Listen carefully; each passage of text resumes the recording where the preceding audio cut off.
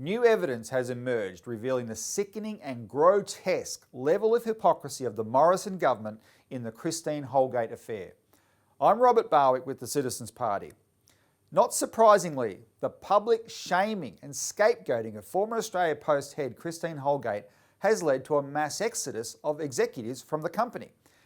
8 executives have left Australia Post since Christine Holgate was driven out. The Australia Post board, in their desperation to retain executives, has reportedly resorted to paying retention bonuses of up to $250,000. Think of it.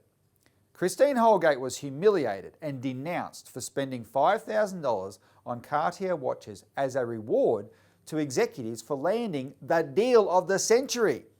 The Bank at Post deal got the banks to reimburse Australia Post $200 million over 3 years for banking services provided to the bank's customers.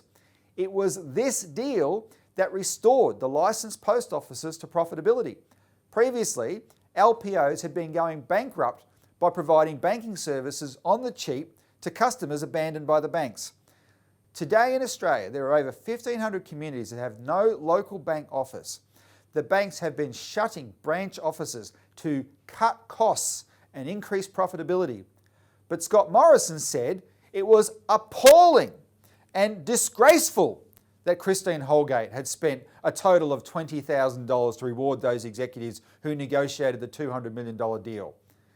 Now that she's been driven out and Australia Post is losing their top talent, it's no problem to give $250,000 retention bonuses per executive. Compare $5,000 as a reward for extraordinary achievement to $250,000 for doing nothing. Where is the moral outrage, Mr. Prime Minister? Where is your indignation? What? You're not upset when Australia Post executives get a reward 50 times larger than the ones you were appalled about? Only this time, it's a bonus for doing nothing, except not leaving. How about the chairman of Australia Post? Here's what Lucio Di Bartolomeo said during the Senate inquiry into the Christine Holgate scandal. If I'd been chair in 2018 and had been made aware of the proposal to purchase Cartier watches, I would have vetoed that purchase. Yet now he's approving $250,000 retention bonuses? How about Tony Nutt, the Liberal Party's top fixer, who really controls the Australia Post board? This is what he said to the Senate inquiry. Senators, I can assure you that if I'd been directing events, the wretched watches wouldn't have been bought 2.5 years ago. Yet $250,000? Suddenly no problem? And where is the media which portrayed Christine Holgate as a reckless abuser of taxpayers' money? The hypocrisy is enough to make you sick, isn't it?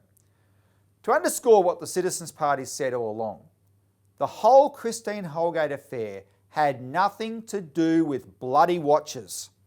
The truth is, Christine Holgate stood in the way of privatising Australia Post. And perhaps her greatest sin of all was that she considered making Australia Post into a bank.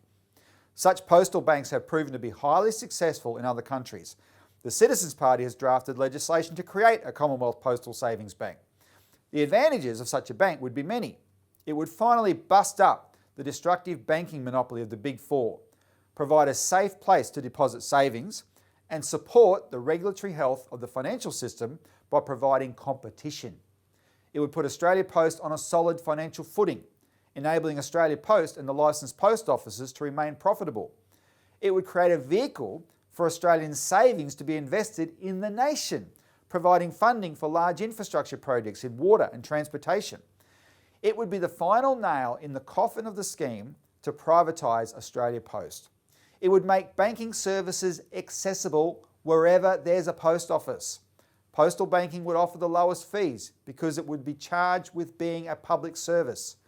It would be open to everyone, unlike the private banking system, which is now debanking people as a deliberate policy. Most importantly, with a public postal bank, the Big Four would have to compete.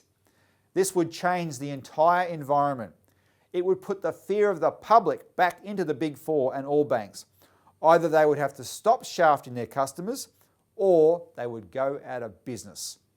Please join us in demanding a Commonwealth Postal Savings Bank by signing our petition. Let the gobsmacking hypocrisy of the Morrison government propel you into action. Please sign our petition and help us spread the word.